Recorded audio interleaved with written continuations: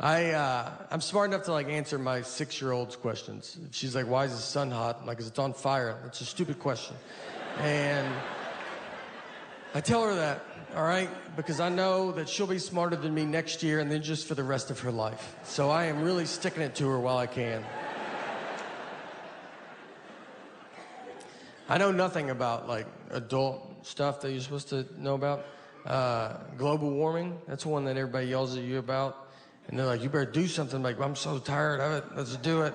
I'm like, I barely made it out of high school. I don't really know how rain works. So why don't you let me figure that out, and then I'll do global warming, you know? But I've seen it rain without clouds. Where's that water coming from? So I'm pretty swamped with this rain stuff right now, but once I get to the bottom of that, I'm gonna do global warming, and I've got some pretty good ideas, you know? We recycle, you know, and we recycle because of my wife. It's her, she gets all the credit for that.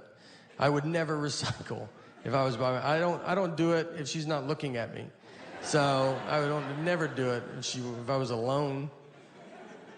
I looked up a list of like, all right, like what are you supposed to do for global warming as an individual? And it was a big long list, but the first thing on the list was my favorite. It just said, just talk to your friends and family about it. Think about your friends and family, like not the ones that are the good ones close. Think about how far out it goes. Just when you guys get together, like, do you mind if we talk about global warming for a little? I just thought this would be a good time to get into it. I had a great aunt and uncle fist fight each other at a wedding. Let me get in the middle of that fight. Any chance this fight was about global warming? Because I just would love to get that conversation rolling, you know?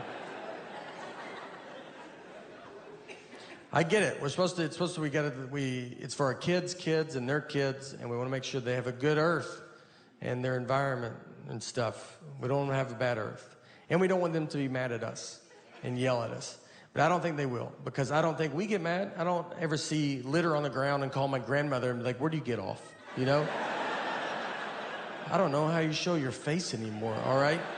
It's cloudy today. Is that because you smoked on planes? Probably. Why'd you have to smoke that high? Where do you think that smoke was going?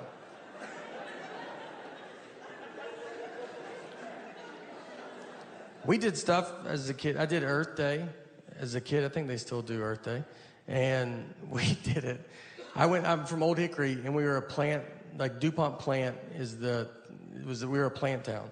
So they had a plant, and we went and planted trees in front of the DuPont plant. And there was just black smoke coming out of this, like, and we're just in front of it like, this is for Earth. And if you can't even see us, it's so dark. And we're just like, this is for the Earth of stuff, and we're gonna breathe better. And you're like, I don't know if that's the problem.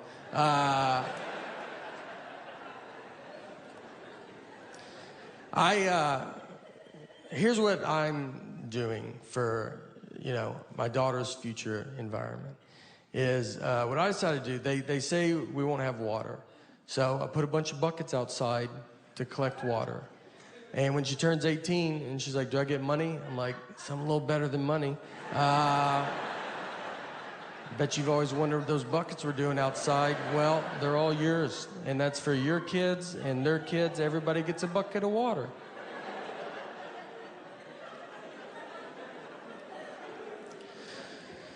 No, look, guys, all seriousness, though, global warming, we gotta stop it.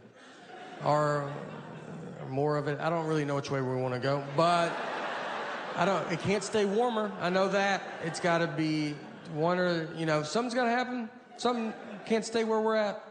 So go, I don't know what direction you want me to just go. Look, all seriousness. Let's use this as a platform for global, guys. I felt like, as a spokesperson for all of Earth, all right? I think I'll give you a message that I don't think no one will give you, and I'm here to say that we're doing fine. So just relax. We're in a time where everybody yells at you and everybody's bad. We're doing great, all right? I did some research, and I was like, let me look at the other planets. Let's see how good they're doing. And I don't want to, I mean, it's unbelievable. They're nowhere right now. Some of them have too many moons. That's how stupid they are. And so let's calm down, all right? We're so much farther ahead. I mean, they haven't started and we're almost done. So let's celebrate being first. Don't be sore winners.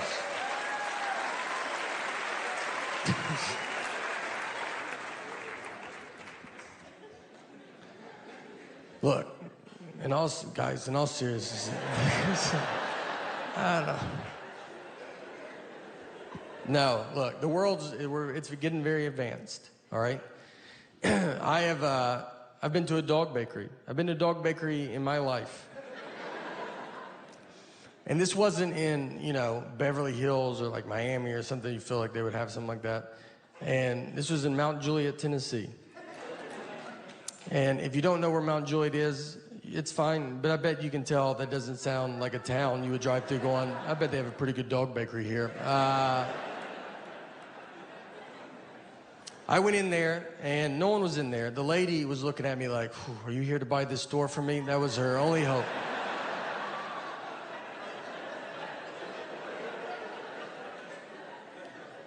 I talked to her. She had some time on her hand, excited to talk.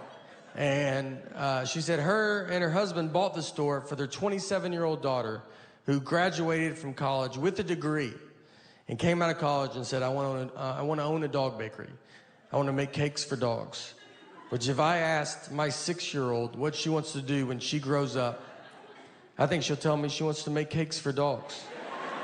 And I'm going to tell her that she can do whatever she wants to do, hoping she doesn't turn 27 and go, let's talk about those cakes for those dogs. And maybe they're usually busy. Maybe I was on there on a slow dog birthday day. I don't know, all right? She told me everything was organic, and I was like, that's good. That's what I like to hear, all right? This is for that dog that's outside licking gum off the sidewalk right now. And if anybody deserves organic food in our house, it's not this little girl. I'm not going to waste it on her. It's for that dog that's wandered out in the highway because it doesn't know what cars are.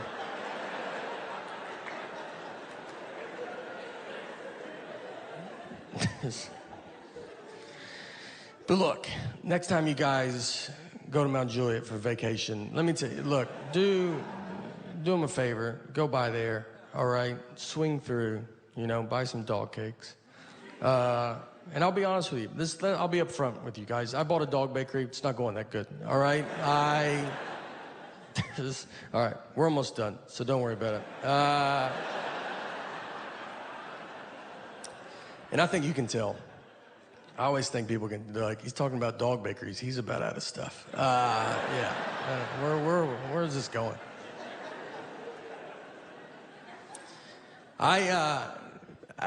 First, thank you. I can't thank you enough for coming out tonight. It means the world. And I've been this is how I've been closing shows on the road, and I want to close my special with it. I'm assuming that people saw the Netflix, the stand-ups, the little half hour.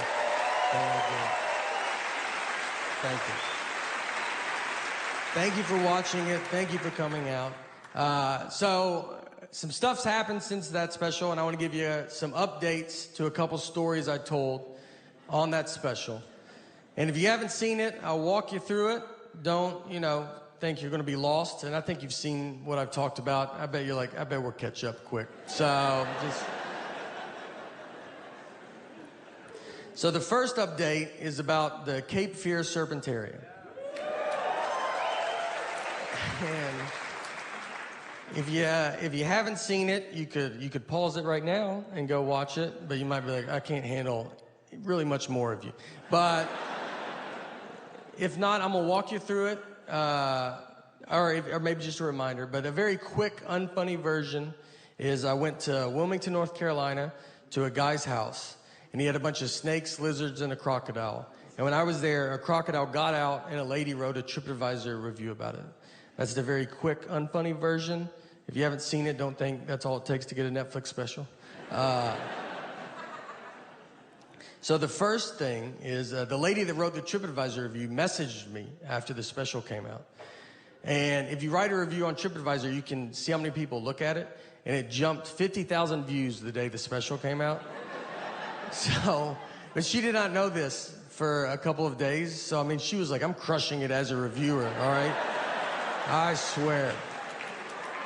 I'll bring your place. You better treat me right, Applebee's. I'll bring this whole place down.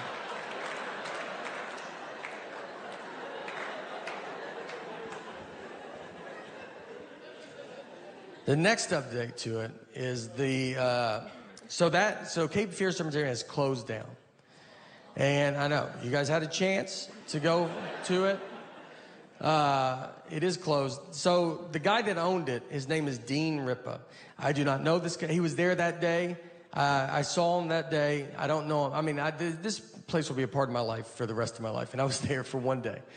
But, so he was a very original guy. He was his own guy. And you can see there's great stuff on him. There's another thing on Netflix called 72 Deadliest Animals. They interview him in that. There's also great YouTube clips where he would bring like venomous snakes to local Wilmington news channels, and he would barely pay attention to these snakes. He would like have it like on the table, and then he's like not even look. They're like, could you grab it maybe more? And he's like, what's that? Like, we didn't even ask you to bring that in, by the way.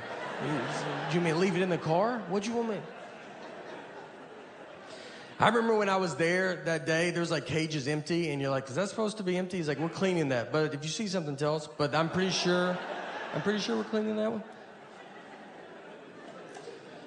So the main reason it closed is, sadly, to announce that guy, he has died. He passed away. And it's pretty wild stuff.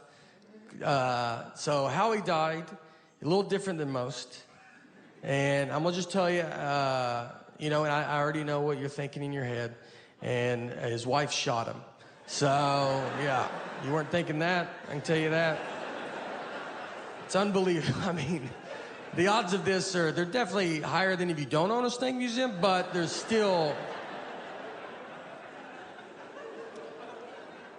it's insane. So this all happened after we taped the stand-ups. And so I was telling an audience who would guess like how he died. And so I'm gonna just tell you the guesses where people, a steak got him, good guess. Crocodile ate him, solid guess. Someone yelled cancer once, and I was like, what? Like, I don't know if I'd present it like this if I knew the answer was cancer.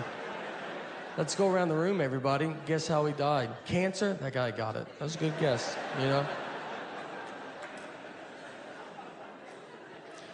One guy guessed it once in Huntsville, Alabama. And it was an older gentleman. He was sitting up front. And he just goes, did his wife shoot him? And when someone guesses your guess, and you're like, you're the worst, man. And I was like, did you look it up? And he had a flip phone on his table. He wasn't looking stuff up. And I was like, why would you ever guess that? And he was like, because my wife shot me. And I was like, oh, well, that's fair. I bet he guesses that with every death he hears. Just Frank died. Did his wife shoot him? No. And I'm not going to tell you anymore if you keep guessing that, all right? That's the last one.